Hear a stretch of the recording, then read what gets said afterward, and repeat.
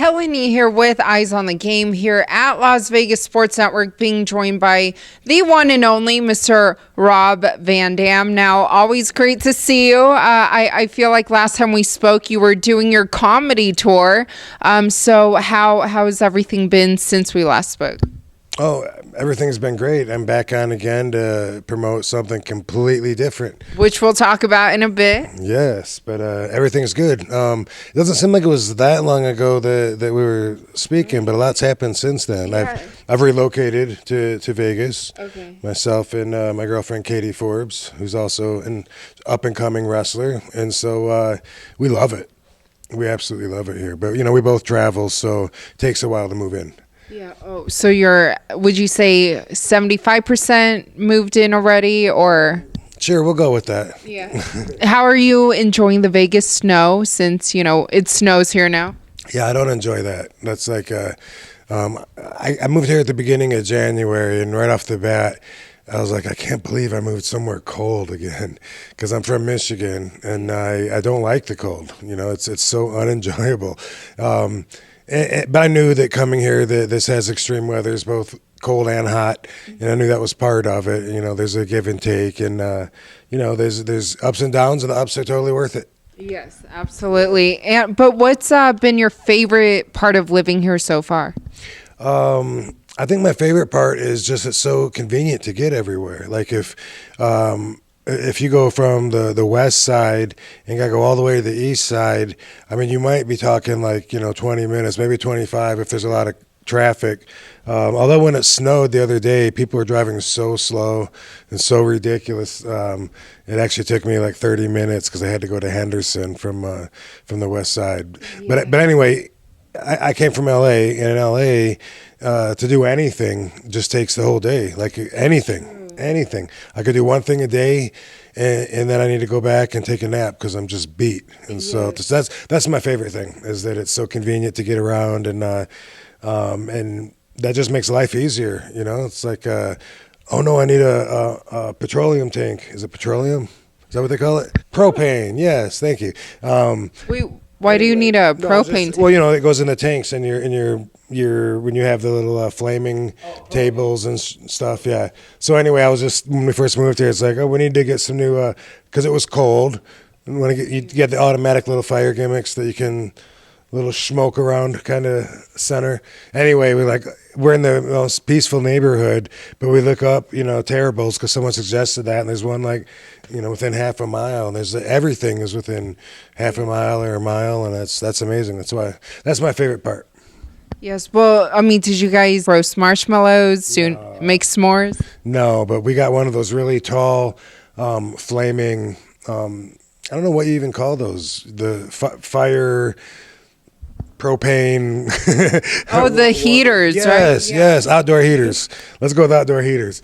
We have several, but we bought one of the really tall ones that the nightclubs have and stuff, so that's pretty cool. And you can feel the warmth around it. Oh, cool. Well, I would ask you what side of town you live on, but I don't think you want any fans showing up at your backyard or around your neighborhood. No, I don't. And don't even write me email. Like before I moved, a lot of fans would send me like self-addressed envelopes with photos or magazines or whatever in it for me to sign and send back. Or as I understood it, they would give it to me to sell on eBay. But I don't need that anymore either. So you don't want fan mail? No, I don't want fan mail. Not at my house. No, people found out where I live, and it's not that hard on the internet. You can get on it and find out whatever. But no, as a policy, that's crossing the line for me. Yeah. Has anyone ever showed up though at your house? Yes, that's happened. What did you do? At a previous address. I don't even remember. It was so long ago, but it was that was 2 houses ago, and it can be violating, but I love the fans. Everybody knows that, and I get a lot of love everywhere I go, but don't need them to come over to the house. I agree, and you didn't have to give them a 5-star frog splash. I don't think so. I don't remember. It was a long time ago. But well, that's good that it hasn't happened recently. But I have seen you kind of, roam around here and doing a lot of press lately. You are talking about your new documentary, Headstrong. Can you kind of give your fans a bit of insight, because I believe it's very personal. And last time we spoke, you did kind of hint towards, releasing a documentary in February. Yeah, I wasn't as ready to talk about it then, but it was just released days ago, and the feedback and the reviews that I'm getting is just amazing. Like I'm really proud of the movie, but I didn't know that people were going to say that how great of a documentary it is, and important, they say, and phenomenal. And so when you look at it from a movie making point of view, that's pretty good, because we worked really hard on it for the better part of like 2 full years.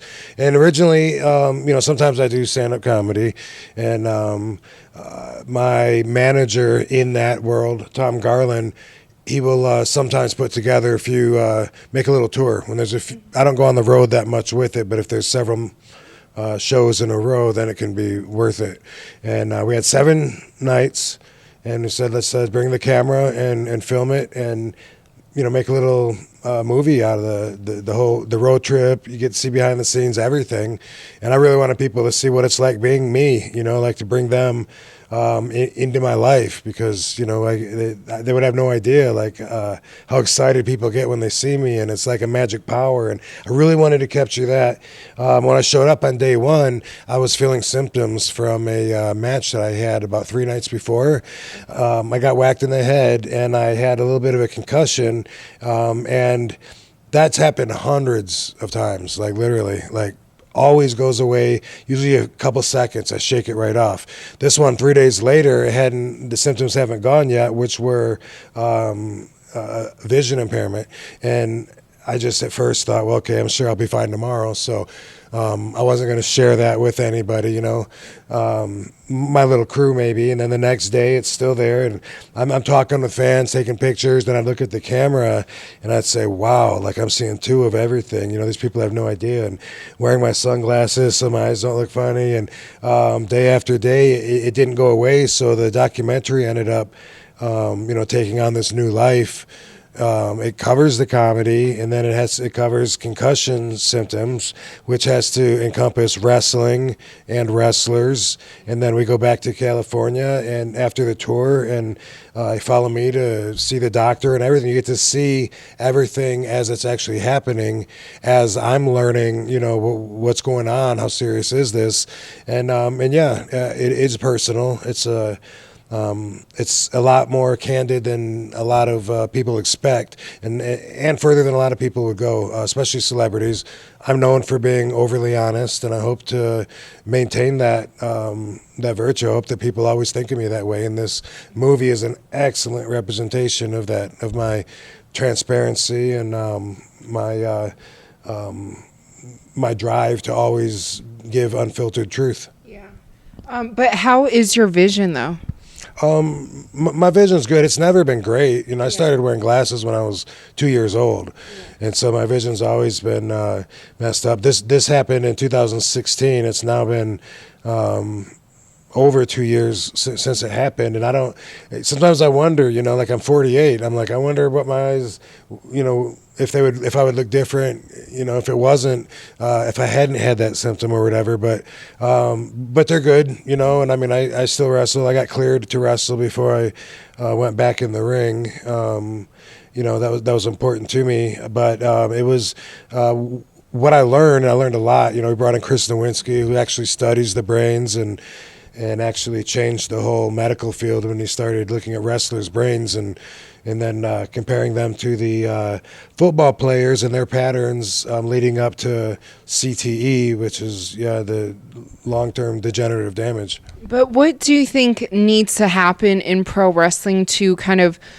prevent that? I mean, I know it may happen, there's no clear thing that can prevent it, but what do you think they need to do to kind of make sure it doesn't happen as often or as much? Well, like when I first went to WWE in 2001, one time after the match, I was coming, I went up the ramp and I was going through Gorilla, we call it, behind the curtain. And Vince McMahon said, Rob, he said, when you take those chair shots, you put your hands up. And I was like, that's for the other guys. He said, no, you listen, I'm telling you, put your hands up. I'm like, Vince, this is the way that I do it. I'm tougher than the other guys. And he got real serious because, he's never done this before or after. He said, Rob, I'm your father telling you, put your hands up. And I was like, wow, it seems important to him. He's the guy paying the bills. Yeah. He's telling me what my job is. I guess, there's something to that. But I used to really be proud of the durability. That's wrestling is a way for me to show how tough I am. And that's an outlet, just like with fighters, it's like, it's a similar drive. Even though the competition is way different. But I never knew that I was doing, possible long-term damage. I always just thought, that when I got whacked in the head and then sound would go out, or I would, sometimes it's in slow motion, or sometimes I see double, or things are spinning. I can't tell you how many hundreds of times that happened. I always just thought that was part of the job. And I thought, well, hey, I'm tough enough, I can take it. The people in the stands that bought a ticket, it would kill them. They'd wear a neck brace and have whiplash or whatever. And I thought that was one of the things, that I was showcasing by being in the limelight. And now I look at it to answer your question, we got to be smarter. Yeah. I don't want to see wrestlers wear helmets, and I don't think it should be softened to the point where every fan should be able to do it. You know what I mean? As soon as a fan asks, how do you learn to fall, or does it hurt? I just say, look, let me just body slam you one time. You know what I mean? It's the quickest thing to answer, because you slam them one time and they're gonna be like, "Oh, you take that?" Of course we do. We take way worse than that, and I don't want to see that change. Wrestlers are really tough people. I think that should be a requirement. But chair shots to the head seems, definitely nowadays it seems unnecessary. Now that we know, and just in general, I never used to report any injuries, concussions as well, and now they're reporting it. They stopped doing chair shots, at least in WWE, and when you have a concussion, you report it and you get tested before you return to the ring. Before, all of us, we would just wrestle, even if we got a concussion the night before, and we felt like we were in charge of our own health. And we're independent contractors. That means that we're bringing what we bring to the table, and we're hoping to do the job that's expected and get paid what we're expecting. But how is the medical insurance and everything as well? I don't really know. Years ago, they used to tell me that I couldn't tell them that I was a wrestler. I'd have to, or they wouldn't insure me. And that was so long ago. Used to say, whatever, an actor, an entertainer, whatever. Nowadays, I don't know if Obama's changed it or what with the insurance, but it doesn't seem to matter. I don't know if I'm far from an expert on insurance, but it seems like now if you had a precondition, that doesn't rule you out, whereas it used to, and a high risk. One time, this was in 2001 when I first moved to LA, I actually got told that my car insurance would be higher if I was a celebrity, and they said because there's a bigger chance that somebody's going to shoot you, or recognize you and do something dangerous in traffic. It's so stupid, right? But yeah. Yeah, that's kind of weird. Yeah, I'm sure that's changed since then, but I can't tell you the latest. I'm still trying to get all my numbers together and I'm still learning how to be an adult. Hey, I think we all are, right? But what advice would you kind of give the wrestlers, today, whether in the WWE or whichever promotion, just to kind of, take better care of their health for the longevity and for their long-term health? Well, there's a lot of, that's a loaded question. The first thing that comes to me in my mind is get as much sleep as you can. That's always been important to me, and I'm a great sleeper. But so many of my peers couldn't sleep on airplanes, and we spent so much time on the airplanes. Sometimes we'd be flying like 5 flights a week, and that wasn't extreme. I mean, that was usually about an average, because a lot of times you would have to stop and pick up another flight, and instead of having direct flights, depending on where you're going. But there was so many flights, and I slept so much. I sleep every flight, even a short one. I just pass out. I can't stay awake if I want to, and I always would get to the hotel and do the math. Like, okay, but it's a 4-hour drive. By the time I get to the hotel, it's 2. If I go to bed by 3, I can sleep till 11, check out by 12. I always do that. And I see the other guys that would stay out until the bar closes and then do the 4-hour drive. And then they end up getting in like at 5 in the morning, and they get up 4 hours later to get breakfast and go to the building. Those guys, there's no doubt in my mind, if you live like that, you're going to age a lot quicker. Yeah, there's no doubt about it. And your health is going to deteriorate. So that's the number one thing. Everything heals when I'm sleeping. Yeah. No, and I mean, I think, you get more energy. Obviously, you feel a lot better. But speaking of kind of being on the road and stuff, last time that we spoke, you mentioned that you're semi-retired, right? Not 100% retired. So when can we expect to see you back in the ring? My next match that I have scheduled is April 4th. It's at with Sabu. Yeah, Sabu and I are tagging against the Lucha Brothers, Pentagon Jr. and Phoenix. Pentagon, by the way, was my opponent in the match that I had when I got that concussion, and I don't think he even knew, because I don't tell people. I haven't wrestled him again since then, when I still was seeing double and I didn't tell him. So when he sees the movie, or his fans tell him, he's probably going to be surprised. By the way, yeah. But then when he wrestles you, he's probably going to take it very light, right? Oh, I wouldn't expect that. He's probably out for himself a lot more than you would think. And right now, it's not like I'm any more vulnerable. I found out right away before I ever wrestled again. The doctor said I didn't have any chance of getting another concussion based on that one. That, I think, is a myth. People think that when you get a concussion, then you're susceptible to getting another one. I've never found that to be true. I don't know for sure, but the doctor sided with me on that. But to answer your question, April 4th, I'm wrestling, and this is in New Jersey. It's WrestleMania weekend, so there's like 30 different shows up there. All kinds of stuff going on. And WrestleCon is one of those things where every wrestler's there signing autographs, taking pictures. Everyone that's not in WrestleMania, everybody.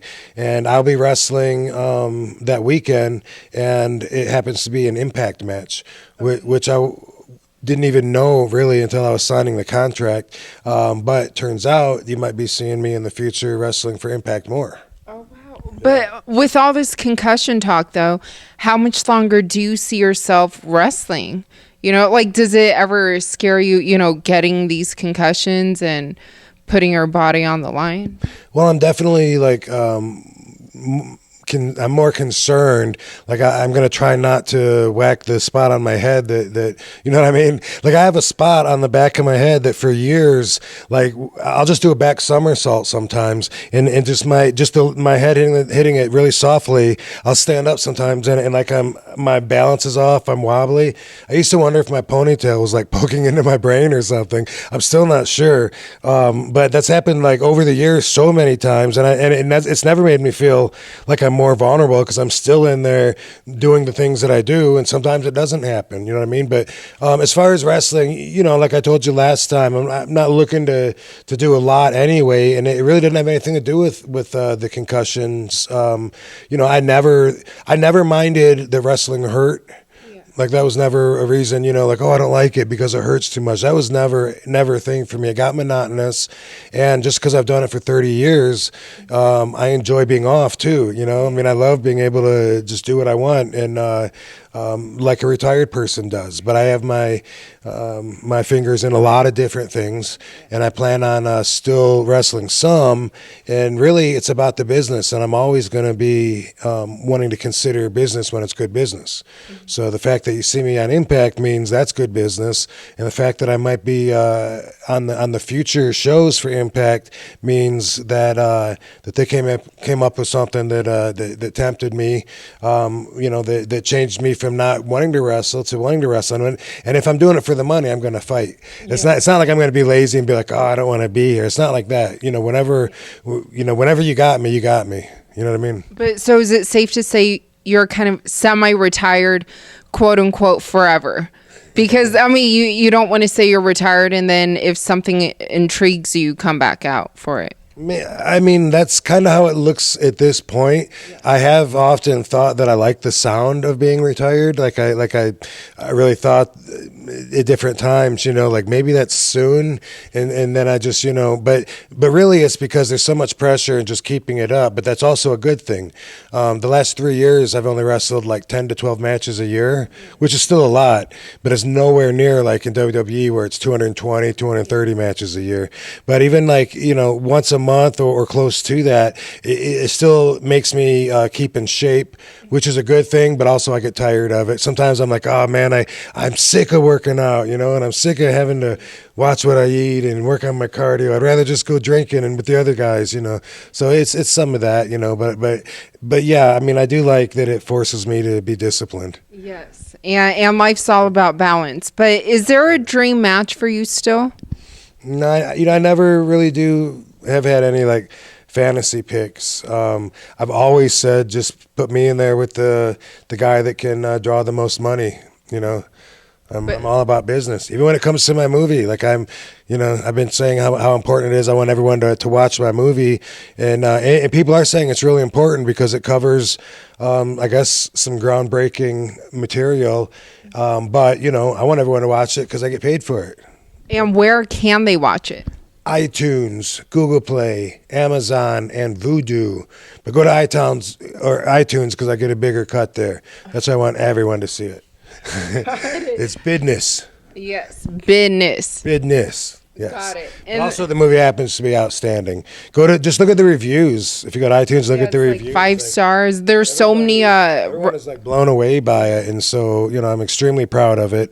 And it's so like I've only seen it like with like a room full of people twice, and it's so honest that it actually makes me get teary-eyed just because I'm opened up and I'm so vulnerable. I feel like I'm like showing everyone in the room stuff that I wouldn't normally be so open and talk about, But I've had so many people tell me that they cry during it. And of course, who? Well, I mean, the first person was this writer from a podcast that Conrad and Bruce Pritchard do.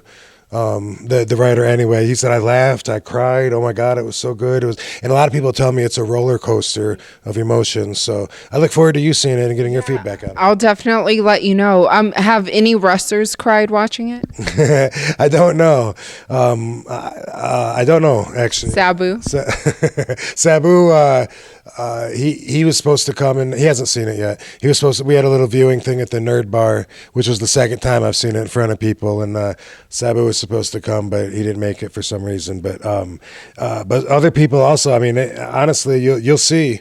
There's a couple scenes, at least 2 of them, that makes the tear ducts kind of sting a little bit, and then I do bring you through it. I bring you through life as it is, and that's the whole point of it. And one of the most common things that I hear on the feedback, this is from normal people, or suckers, as we call them. Not really. That's what mobsters call normal people, suckers.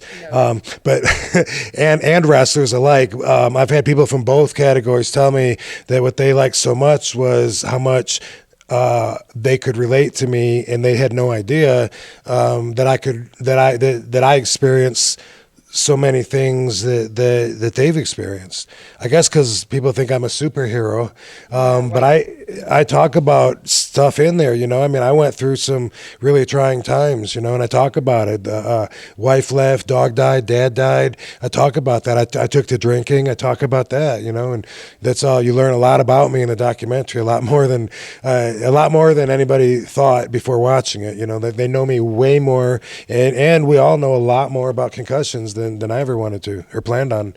Yeah. Well, I will be honest with you and let you know if I cry. So next time we do our follow-up interview, I'll let you know. And then last question, you mentioned WrestleMania. It was announced that D-Generation X, they are inducted into or will be inducted into the Hall of Fame.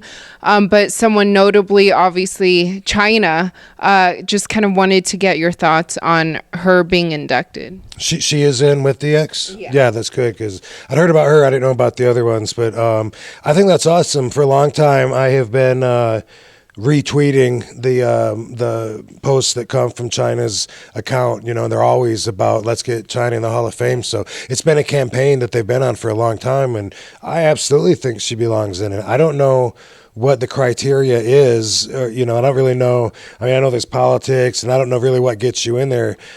People very often refer to me now as a future Hall of Famer whenever they see me, and I'm like, hey, sounds good, but I don't know. Have you asked Vince? No, I wouldn't ask Vince. Am I going to be in the Hall of Fame, or is it on Twitter? I've never done my job that way ever.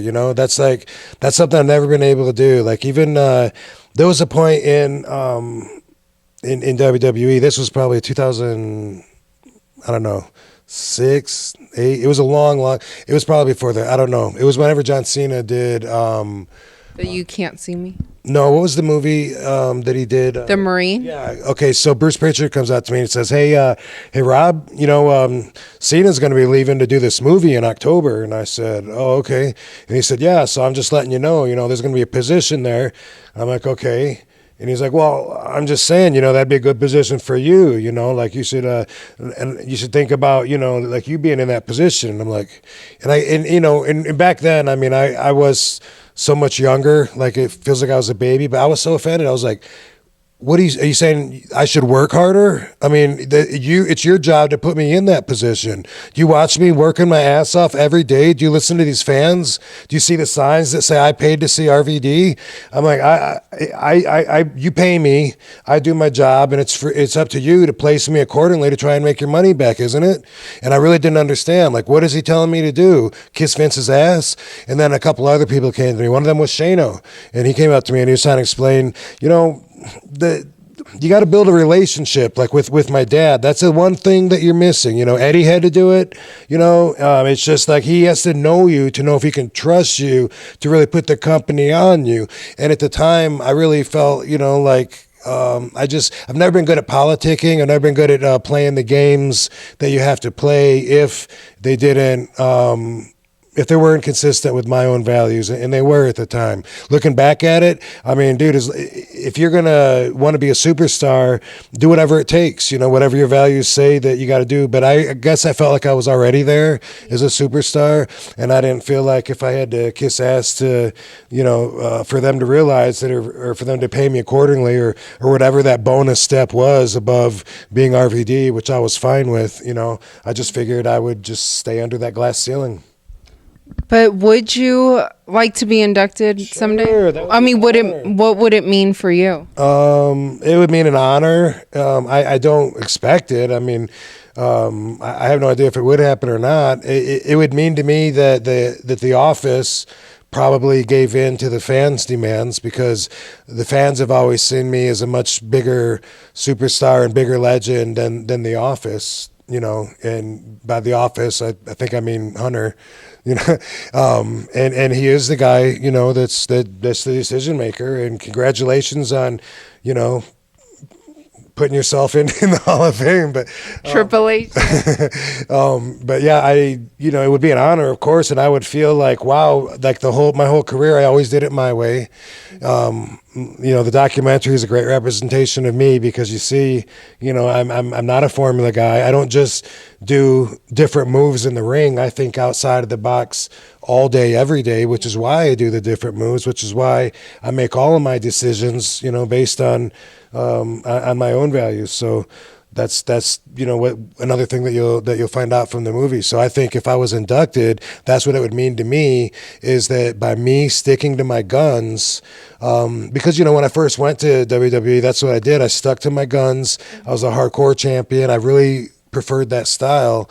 And then ended up actually bringing ECW back from the grave, dug it up and brought it back, and then made a third brand. So I feel like, as far as accomplishments go, that was something that I'm really proud of. And I did that by sticking to my guns, by my preferred style of showcasing. Because I'm out there giving an exhibition of my skills, and that's the best light to put me in. So I think if I was inducted, I think it would be for that. Yeah, well, maybe your fans can start like a Twitter hashtag RVD WWE Hall of Fame or something. I see it all the time, from the fans. When I see the comments all the time, but I don't know how it works or whatever. But I feel like I really am content just being me, unlike other people that are trying to do something in life and trying to make it in this or that. I really feel like I've already made it, and I feel like I'm fine with whatever. And if my accomplishments that I've done, or their feelings based on my achievements gets me in, then great. If it has to be because of begging, then it's not going to come from me. Or do you talk to Hunter or Triple H still? I was on the phone with him when I was waiting for you a few minutes ago. Best friends, I've heard. No, I haven't talked to him in quite a bit, and it's not very often that we do talk. And the last couple of times, it's just been about me doing the last couple of runs there. Okay. Yeah. Well, who knows what the future holds, right? Time will tell, but always great to catch up with you. And once again, where can the fans and listeners find your documentary? Yes, it's called Headstrong. Very appropriately titled, Headstrong. Watch it on iTunes, and it's also on Amazon, Google Play, and Vudu U. So there you go. Watch it. But get the iTunes one. Yeah, iTunes is better.